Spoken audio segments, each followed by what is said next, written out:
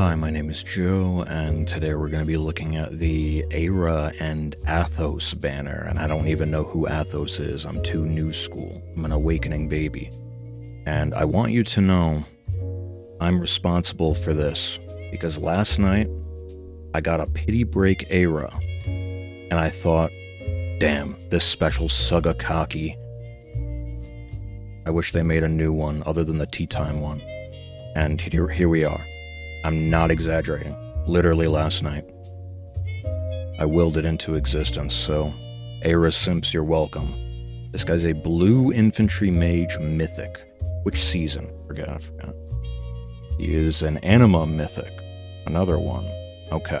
And he's got an aureola, which is what Guinevere has, so I guess they're related somehow, where it has the magic weapon effectiveness, which is, really solid to just have. So, we have Slaying, effective against magic, like I just said. For allies within 3x3, grants attack defense res +5. I don't know why it couldn't just be the speed as well. Considering this guy is a mythic, it is what it is. And also, if allies attack and trigger blah blah blah, you get one special jump. Okay, cool. If ally cannot perform a follow-up attack and attack twice, grants special cooldown count -1 to ally before their first attack. So if they can't follow up and don't have brave, is the wording, I guess? They get another special jump before their first attack? Interesting. Trying to nerf brave a little bit. But right off rip, this guy's a defense mythic that gives out special jump in a 3x3. That's already a winning combination. We could stop here, but there's more. If there's an ally within 3x3, grants bonus to units attack defense res equal to 20% of units res, +5, 20% res-based true damage excluding AoEs, 20% res-based flat DR excluding AoEs, and one special jump before his first attack. Really solid. And lastly, if there's an ally within 3x3, and foe uses magic, grants attack +10 to unit during combat, and also if foe initiates combat, unit can counterattack before foe's first attack. Ooh. Now that's spicy.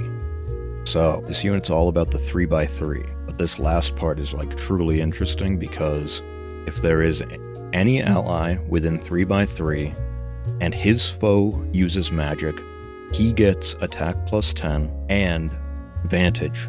Really interesting. Let's keep it pushing. Really solid weapon. Then we have a new perf special.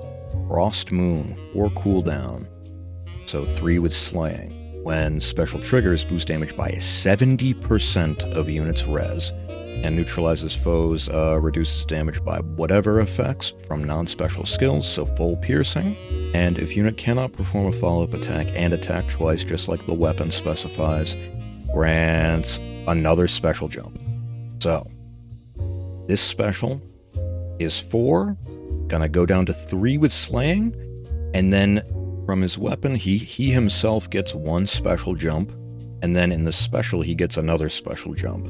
So if you have Marth Ring or just any kind of pulse support with this guy, he'll just have this basically every combat, and 70% of his giant res stat, I assume, because he has all this res-based shit in his weapon, and the special, and having piercing built in. Really solid. Really solid. And having special jump in your perf special is pretty freaking good as well. Just quality of life. So, I'm gonna work from the bottom up here because we've seen this stuff before, except the A slot. So, Pulse Up Ploy, we saw this initially on Book Boy Rune. It's times pulse and then the ploy effect in one skill. So, you get the special cooldown at the start of the turn, and then 3x3 debuffs. It's just really solid for any unit that has big res stat. Not bad. And especially this unit because this times pulse effect is going to bring his thing down to 2.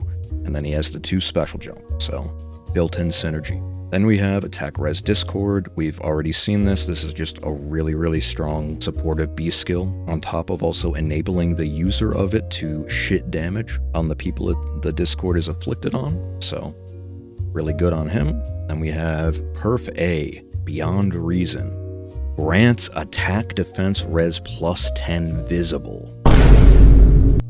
Flat stats, not bad. 10 is a good chunk. 30 BST for free, not bad. If foe initiates combat or foe's HP is greater than 75% at start of combat, grant bonus to units attack defense res equal, oh god, A plus B. A equals 2 times the number of penalty effects active on foe and foes within 3 by 3. Okay. Excluding stat penalties, max 12, so that's A, max 12, and B equals 2 times the current penalty on units' respective stats, calculates each stat penalty independently, neutralizes foes' bonuses to attack res, and reduces damage from foes' first attack by X. And this is brave. And if foe can make a follow-up attack, X equals 80. Otherwise, X equals 40. And then he gets 7 healing. So, I don't know why we have to do this A plus B shit. Like, he's just gonna get a lot of attack, defense, and res on top of the 10 attack, defense, res that he gets visibly from this skill. And then neutralizes foes' bonuses to attack and res. Really, really good, especially with Discord. And then the DR he gets here is pierceable, but I mean 80% is nothing to sneeze at, pierceable or otherwise.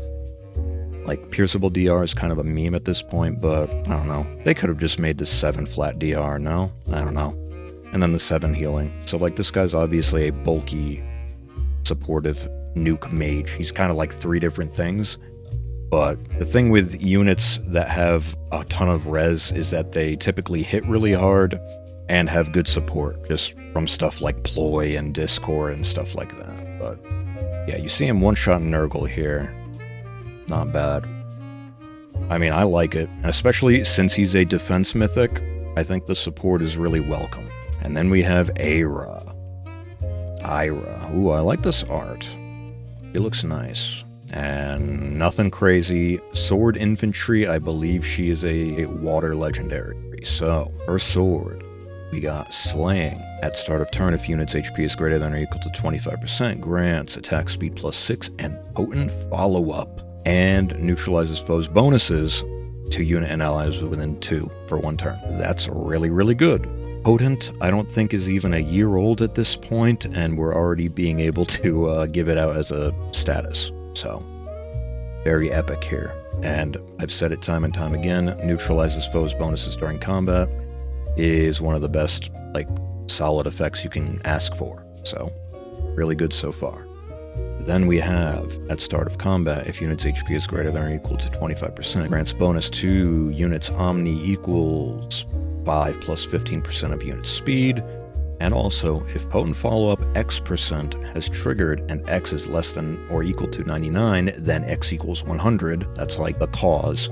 That's one thing. Then, unit deals plus Y times 5. Oh, brother, this guy's... And Y equals number of bonus effects active on unit, excluding stat bonuses, and number of penalties. We've seen this. This is like the new thing where it's total bonuses and total penalties. Max 5, okay?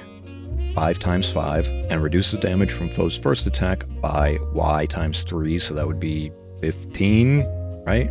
This is max 5, and when foe's attack triggers foe's special, reduces damage by Y times 3. So, she has like flat DR on normal attacks and flat DR on specials that are both 15, which is really, really solid. And then, like 25 true damage, pretty cool. Nothing crazy, but like, that's just a mouthful for a flat damage reduction. But 15 is good. And also getting it during specials, kind of like XL, really, really good. I can only hope that she comes with attack speed XL. At start of combat, if you're greater than or equal to 25% HP, restore 7 after combat. That's like some AI generated effect right there. But like, if she has a decent amount of flat DR, I'm gonna hope she has XL, and she is definitely gonna have like speed-based true damage reduction in the special. So like, healing is good on her probably. Let's take a look at the special. Crusaders Astra, 2 cooldown, 1 with this. So, special triggers, boost damage by 40% of unit speed, and neutralizes all of their pierceable DR. Really nice. Grants special jump before each of unit's follow-up attacks during combat. Ooh. And also, when unit special is triggered during a follow-up attack, prevents foes' specials that are triggered by unit's attack? What? So you turn off their shield fighter. Ooh. Okay. That's crazy. And then if unit or foe special is ready, blah blah blah, you get 40% unpierceable DR. This is really good. So you get boatload of damage from the speed, full piercing, special jump on your first attack and each of your follow-up attacks. So you can proc this more than once. And then during your follow-up attack, you turn off their shield fighter is the purpose of this. Like, that's crazy. And then that, yep. If this wasn't XL and it was Mastery, I wouldn't be that upset because, once again, she doesn't have the no follow-up built in. But XL, more attack speed, more flat damage reduction, and more special flat damage reduction.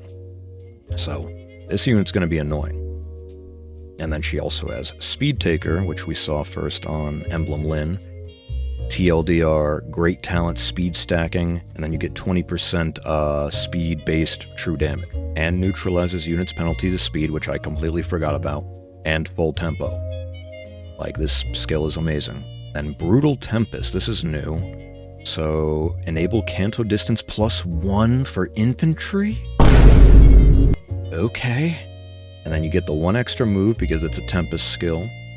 And then you get like the insight kind of thing. Just like Endless Tempest, you get the Omni based on how much you move. Okay. I don't know if that's going to be best in slot, but I don't know. If you have something like Breath of Life support, it's probably going to be that paired with her because she is looking to be pretty friggin' tanky with the amount of flat DR she has. So you really need no follow-up support as number one, and then Breath of Life as well. And then you're off to the races. This unit seems really good. I don't know, man. If you're free to play-ish, or like low spender, and you've just had enough with the shield fighter stuff because you don't have anything that can kill it, this is a unit that is specifically made to counter shield fighter. 100%. So if shield fighter is making the game unplayable for you, I would get this unit. 100%. But I don't know. Maybe you replace the C slot. They want you to be like hit and run. Like come in, hit like a truck with double Crusaders Astra, turn off their shield fighter, and then Canto out. I get it. But maybe, I don't know, man. There could be a C slot that's better, but that I'm not thinking of. But yeah. She seems insane because she counters one of the most prevalent skills in the entire game. And then Old Bastard also seems really good. Like he has genuinely really cool support. And he's a defense mythic that also hits like a truck. So I'm in love. I want both of them.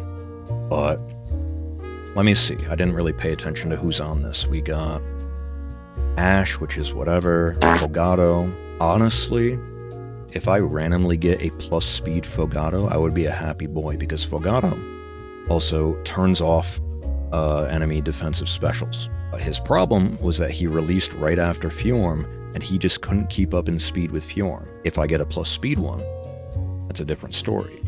So he's another answer to shield fighter. It's just you need a little bit of investment. Like he can't do it all on his own. I wouldn't complain if I got another one. Legendary Robin is whatever. He's eventually gonna get a stupid refine. Golveg, Mythic Golveg is just so bad, dude. That unit sucks. Legendary Male Alir. Tamara, I could always use more copies. Marianne, I could use more copies. Celica, I could use more copies. Treeman, I would like one more copy of to fix my bad IV. And then Nidhogg, I could use more copies. Because Nidhogg is like potentially the best unit in the game, both versions. And it's funny because she's like one of the tankiest units in the game, if not the tankiest unit in the game, without shield fighter. So this unit doesn't even matter. Like, I mean, I'm sure Ayra can still fight them, Probably, but like, her gimmick of turning off defensive specials doesn't mean shit to Nidhogg. We have red and blue focus. Blue share is incredible. I will say that, and the red share is also incredible. So, yeah. And the green share isn't like that bad. I mean, it's pretty bad, but I would like a Fogato. I'm not going to explicitly pull for him, though. It's probably just going to be red and blue snipe. Easy. Red and blue snipe, get them both, get one, spark the other, call it a day. But yeah, overall thoughts. Ayra, if you're struggling with Shield Fighter, even if you're not, I think this is like a must-pull unit. Arguably. She turns off the most powerful defensive thing in the entire game, whose name isn't Nidhogg, because she's just like a cheater unit that has 3 layers of unpierceable DR that doesn't have to do with Shield Fighter.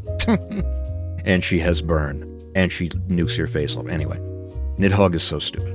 Ayra beats everything else.